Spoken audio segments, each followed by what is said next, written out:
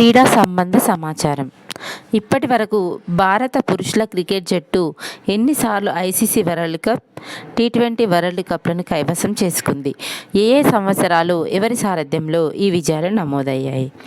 ICC అంటే international cricket council, అంతర్జాతీయ cricket మండలి. ఈ ఐసీసీ స్థాపన అనేది 1909 సంవత్సరంలో జరిగింది.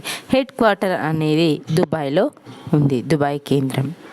చైర్మన్ జై షా. 1983లో భారత జట్టు వన్డే వరల్డ్ కప్ను కైవసం చేసుకుంది. ఎప్పుడు? 1983లో. కెప్టెన్ వచ్చేసి కపిల్ దేవ్.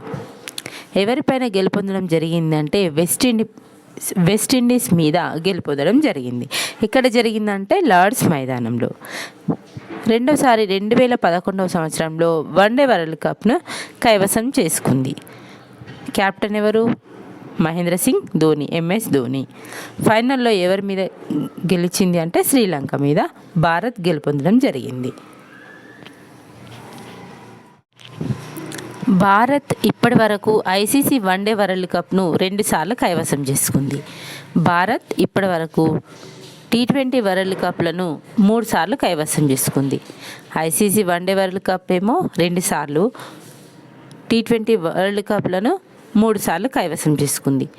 మొదటిది 2007లో మహేంద్ర సింగ్ ధోని పాకిస్తాన్ మీద మన భారత్ గెలుపొందడం జరిగింది. రెండవసారి 2024లో కెప్టెన్ రోహిత్ శర్మ. మూడోసారి 2026 సంవత్సరంలో కెప్టెన్ ఎవరు?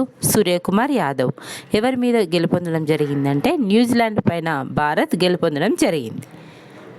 Thanks for watching.